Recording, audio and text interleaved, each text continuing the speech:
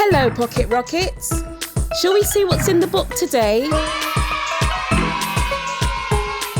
It's another story time with Karen Lane. Hello, Pocket Rockets, and welcome to another story time with Karen Lane.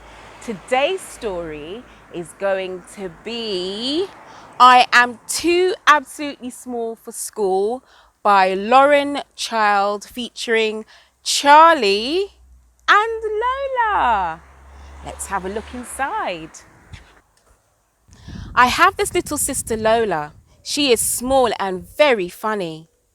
Now, Mum and Dad say she is nearly quite big enough to go to school.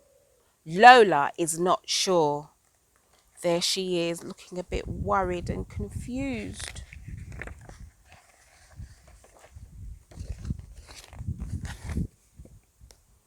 Lola says, I am absolutely not big. I am still really quite small, she says. I probably do not have time to go to school. I am too extremely busy doing important things at home.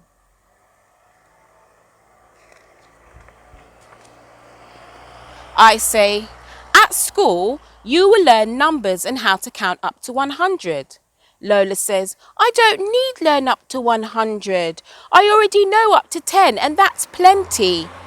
I have 10 fingers and also I have 10 toes. And there she is counting her fingers. And I never eat more than 10 biscuits in one go. 10 is enough. And there she is showing us all her favourite biscuits and some of my favourites too. Custard cream, bourbon, shortbread, jammy dodger. But Lola, I say, what if 11 eager elephants all wanted a treat? How would you count up how many treats that would be? Well, says Lola, I am not quite sure. I say, and what about learning your letters, Lola? If you know how to write, you can send cards to people you like. Lola says, I like to talk on the telephone. It's more friendly and straight away. She's absolutely right. And that's how we are at the moment, isn't it? We just talk on our telephones mostly. But not everyone has a telephone, you know, Lola, I say. Who doesn't, says Lola. Father Christmas, I say.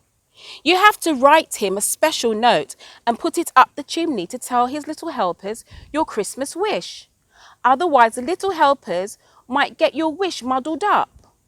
I didn't know that, Charlie, says Lola. And Lola, I say, do you want to read words? Then you'll be able to read your own books and understand secret messages written on the fridge. Lola says, I know lots of secrets. I don't need to read words, and I've got all my books in my head. If I can't remember, I can just make them up. And there's the secret message that Charlie was talking about on the fridge, and it says, there is pink milk in this fridge. I think Charlie wrote that secret message so that Lola wouldn't know. But Lola, I say, what would you do if there was an ever so angry ogre who would not go to sleep unless you read him his favourite bedtime story? I don't know, Charlie, says Lola. And there's the ogre, and it looks as though he's chasing Lola and she's running away.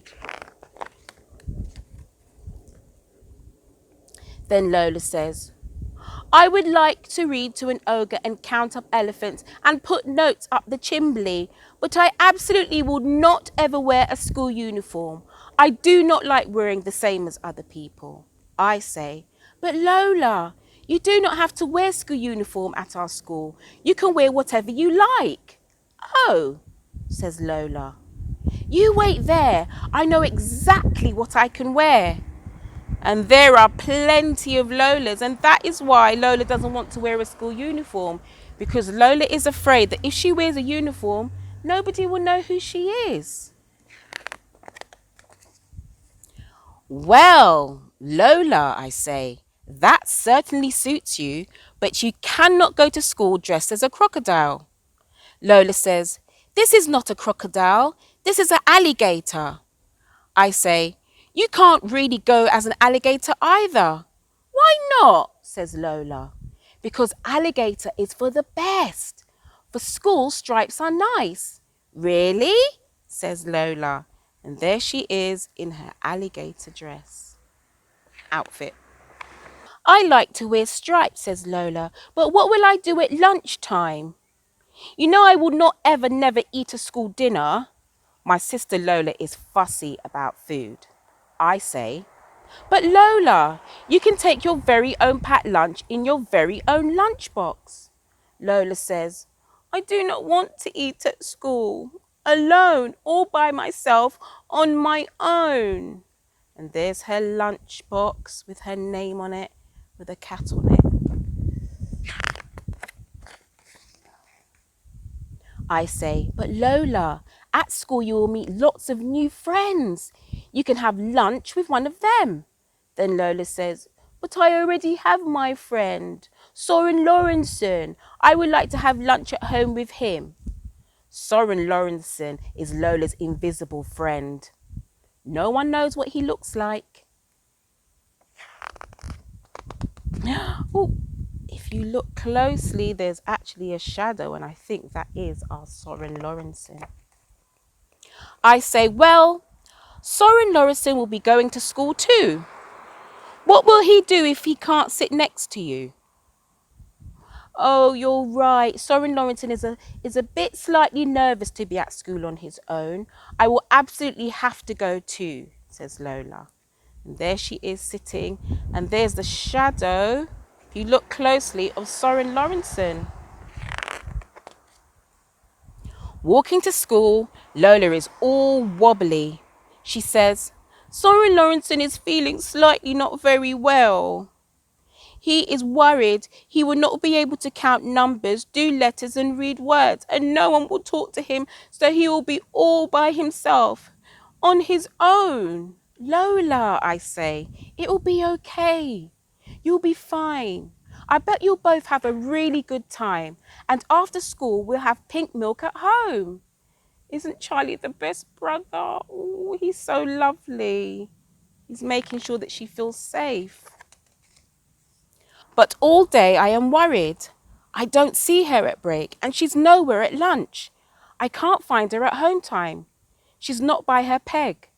But then, there she is, and she's not all alone by herself. She's hopping along home with somebody else. At home I say, Lola, I told you that you would have a good time. And Lola says, oh, I know, Charlie. I was not worried. It was Soren Lorentzen who was nervous, not me. I was fine. Oh, and there she is with her friend. I like her friend's hair. Looks like she's got a nice afro.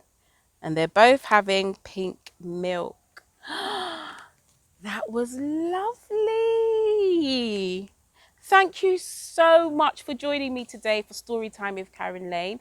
Please, please, please do not forget to like, subscribe and comment and share. Share with all your friends and family. Thank you very much.